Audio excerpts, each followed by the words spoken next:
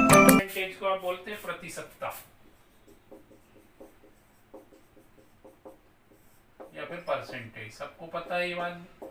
हम कहते हैं हमारा 20% काम पूरा हो गया, हमारा 10% हो गया, मतलब 100 टोटल 100 है, देखिए परसेंट है।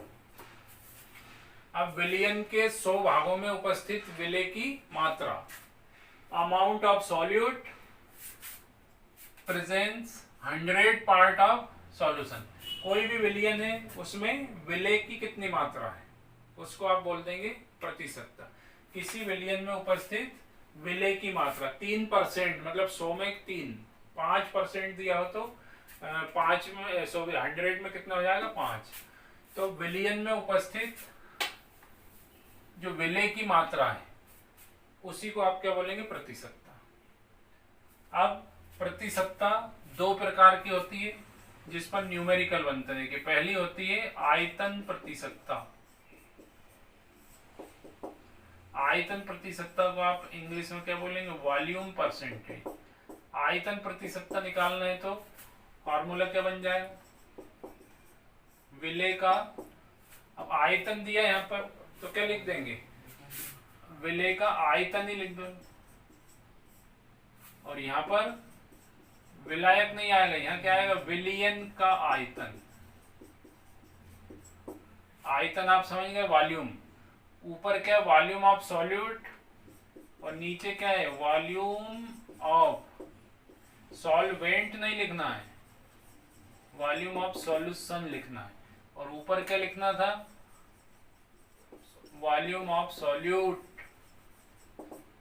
विलय का आयतन और विलयन का आयतन इनटू 100, ये फार्मूला बनेगा किसके लिए। अगर आपसे पूछी गई आयतन प्रतिशतता वॉल्यूम परसेंटेज। अगर आयतन प्रतिशतता नहीं पूछी हमसे, दूसरी पूछी क्या द्रव्यमान। द्रव्यमान को याद रखना भार भी बोलते हैं, इंग्लिश में मास बोलते हैं। अगर मास परसेंटेज पूछा तो सेम हो जाएगा, आयतन की जगह क्या हो जाएगा विलय का भार, और नीचे सेम रहेगा विलयन का भार इनटू 100। तो ये दो फार्मूले याद रखना है आपको परसेंटेज। अगर हमसे न्यूमेरिकल पूछे तो कैसे पूछ सकते हैं, कुछ तो सीधे निकल जाएंगे लेकिन कभी कभार ये घुमा के पूछेंगे। ये दोनों फार्मूले आपको याद रखना है। अब एक मैं न्यूमेरिकल बता रहा हूं आपको।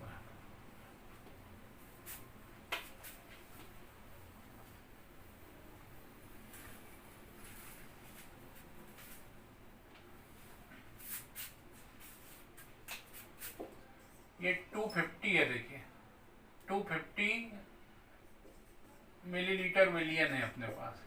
और सपोज करिए, या इसको आप वैसे भी बता सकते हैं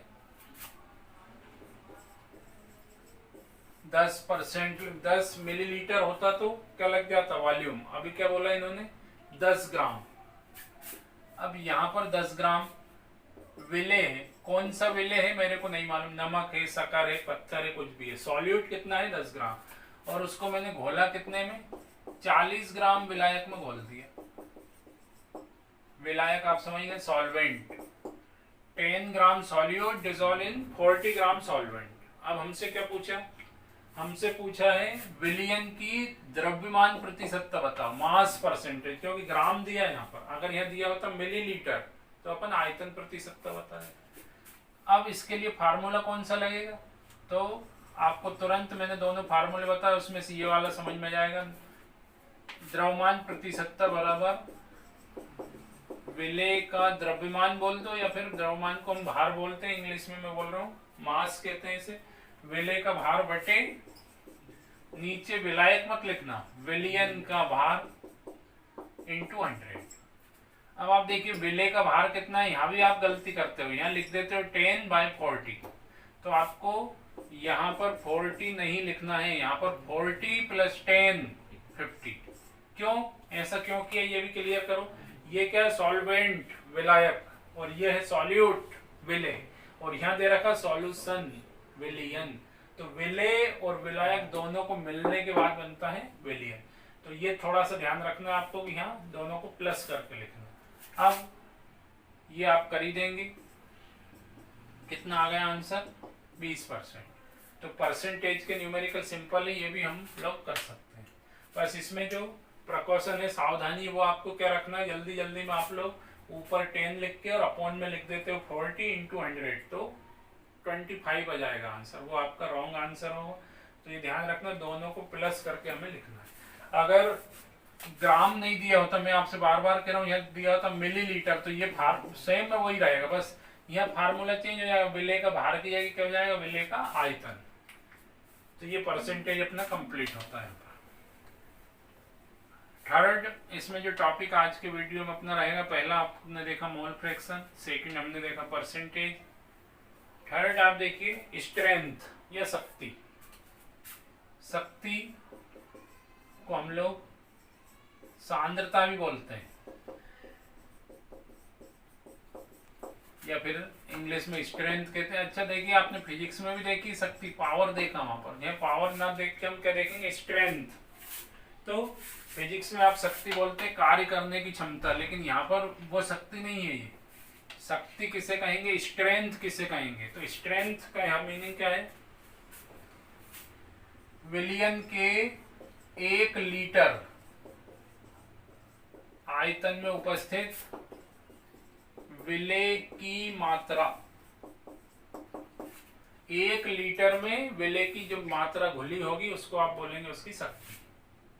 जैसे कहीं पर लिखा 10 ग्राम प्रति लीटर, मतलब 1 लीटर में कितना नमक घुला है, 10 ग्राम। तो शक्ति आपको समझ में आ रही। पहले क्या बोल रहा था मैं, 100 भागों में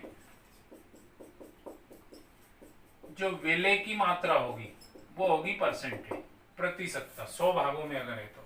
लेकिन अब क्या बोल रहा है, 1000 भाग बोलना पड़ेगा। 1 लीटर बोल दिया, 1 लीटर में जितना सॉल्यूट विलेय घुला होगा वो हो जाएगी उसकी शक्ति। कैसे, इसे अगर अपन समझे, अच्छा शक्ति की इकाई क्या है ये मत भूलना, तो इसकी इकाई हमेशा रहेगी ग्राम प्रति लीटर। अब एक छोटा सा न्यूमेरिकल देखिए यहाँ पर, 5 ग्राम NaOH अपन बार बार ले रहे हैं, और कुछ ले लिया, लो कुछ भी घोल लिया मैंने, कपड़े धोने का सोडा घोल लिया, सोडियम कार्बोनेट का कितना बना लिया, 250 मिलीलीटर विलियन।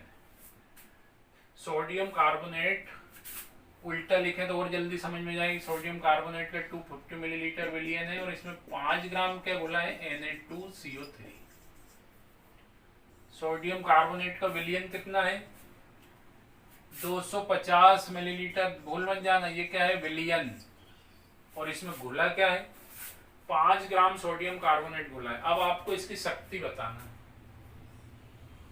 पहले मैं एक बार फिर रिपीट कर रहा हूं, क्वेश्चन आपको अभी क्लियर नहीं हुआ। टोटल विलियन कितना है, 250 मिलीलीटर, और उसी में 5 ग्राम क्या घुला है, सोडियम कार्बोनेट। आपको ये बताना इसकी शक्ति कितनी है। तो पहले आप ये क्लियर करो कि 5 ग्राम तो क्या होगा यहाँ पर, विलेय। अब विलायक कितना बचेगा ये नहीं भूलना, विलायक हमारे पास रहेगा 495, क्योंकि टोटल कितना है 500, लेकिन यहाँ 250 है, तो 250 में से अगर हम 5 कम कर दें तो कितना हो जाएगा, 245।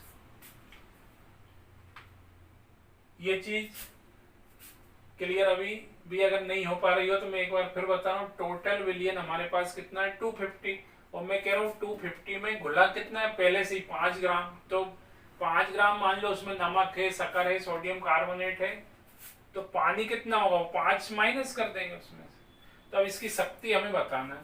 तो आप देखिए 250 मिलीलीटर में सपोज करिए कितना है, 5, तो आंसर 5 नहीं होगा, आंसर क्या बोलना पड़ेगा, 20 ग्राम पर लीटर, ये आंसर होगा। अब ये कहां से लिख दिया मैंने डायरेक्ट, तो आप ये समझ रहे हैं कि 250 में जब 5 है और आंसर किस में देना, लीटर में, तो 500 में कितना हो जाएगा, 10 हो जाएगा। 250 फिर 250 4 बार करना है, तो 250 4 जा 1 लीटर, और 5 4 जा 20, 20 ग्राम पर। आंसर हमेशा लीटर में आएगा इसका।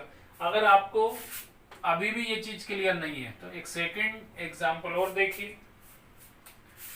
500 मिलीलीटर मेरे पास नमक का विलयन है, ये नमक का विलयन, टोटल कितना मिलीलीटर है 500। अब इसमें नमक कितना घुला है तो ये रटो मत, वो जो बुक में दे, मान लो 2 ग्राम नमक घुला है, घुलने ये नमक घुला, आपको बताना इसकी शक्ति कितनी है। अब ध्यान से देखें, 500 मिलीलीटर नमक के विलयन में नमक कितना घुला है 2 ग्राम, मतलब विलय है 2 तो विलायक कितना हो जाएगा 498, टोटल मिलके है ये 500। अब 500 में घुला है 2 मिलीलीटर, हमें आंसर किसमें देना, ग्राम प्रति लीटर। तो बताइए 1 लीटर में कितना घुल जाएगा 4, तो इसका आंसर क्या जाएगा 4 ग्राम प्रति लीटर। शक्ति थोड़ी थोड़ी समझ में आ रही होगी आपको। यदि सीधा दे देते 1 लीटर में 1 लीटर विलयन है कोई सा भी और उसमें 10 ग्राम शक्कर घोली है, शक्कर का विलयन कितना है 1 लीटर, 10 ग्राम शक्कर घोली है, तो डायरेक्ट हम बोल देते 10 ग्राम प्रति लीटर। लीटर में अगर है तो फिर कुछ मत करो, लेकिन मिलीलीटर में अगर है तो आपको किस में बदलना पड़ेगा, लीटर में, ये विशेष ध्यान रखना। अब मिलीलीटर लीटर में हम खुश हो गए कि अगर लीटर है तो फिर ऐसा कैसे लिख देते, तो आपको खुश नहीं होना। देखिए और अंदर चले थोड़ा सा, 5 लीटर विलयन में 5 लीटर किसका विलयन है, चलो कुछ मान लो शक्कर का विलयन है, चाशनी बना ली मैंने, 5 लीटर शक्कर के विलयन में मैंने शक्कर घोल रखी है 50 ग्राम, 50 ग्राम शक्कर घोल दी, 5 लीटर शक्कर का विलयन था और शक्कर घोली है उसमें 50 ग्राम। अब आपको बताना इसकी शक्ति कितनी है, तो 5 लीटर में 50 ग्राम घोली है, लेकिन हमें आंसर किस में देना है 1 लीटर में, ग्राम पर लीटर, तो आंसर कितना हो जाएगा 10 ग्राम प्रति लीटर। क्योंकि 5 लीटर में 50 घोली है तो 1 लीटर में तो 10 ही होगी ना, 10 पंच 50, 1 पंच 5, इस तरह से आप बिना फार्मूले से आंसर निकाल